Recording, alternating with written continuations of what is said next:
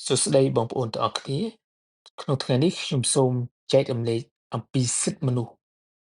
ពាក្យសិទ្ធិមនុស្សនេះបងប្អូនទាំងអស់គ្នាបានឮនិងបានស្គាល់គ្រប់គ្នាទោះជាតិចឬច្រើនក្តីប៉ុន្តែខ្ញុំសូមបន្ថែមនិងចែករំលែកគន្លឹះសំខាន់មួយចំនួនទៀតពាក់ព័ន្ធទៅនឹងការបែងចែកសិទ្ធិមនុស្សជាពីរក្រុមធំៗក្រុមទីមួយសិទ្ធិពលរដ្ឋនិងសិទ្ធិនយោបាយក្នុងសិទ្ធិពលរដ្ឋនិងសិទ្ធិនយោបាយយើងនឹងលើកឡើងអំពីសិទ្ធិនិងសេរីភាពដូចខាងក្រោមសិទ្ធិក្នុងការរស់រានមានជីវិតសិទ្ធិ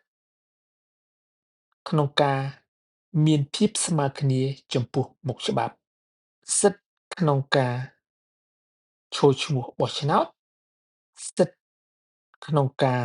ចូលរួមជីវភាពនយោបាយសិទ្ធិក្នុងការ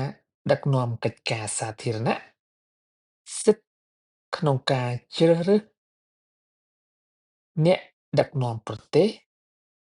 ឬសហគមន៍របស់ខ្លួនសេរីភាពក្នុងការនិយាយស្តីសេរីភាពក្នុងការទទួលបានព័ត៌មាននិងការចែករំលែកព័ត៌មានសេរីភាពនៃការបញ្ចេញមតិសេរីភាពក្នុងការជួបប្រជុំនិងសេរីភាពធ្វើបាតកម្មដោយសន្តិវិធី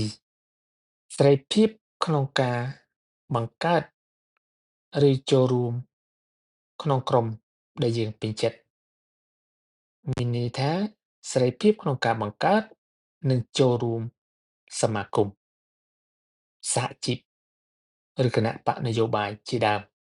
សេរីភាពក្នុងការរួចផុតពីការធ្វើទារុណកម្ម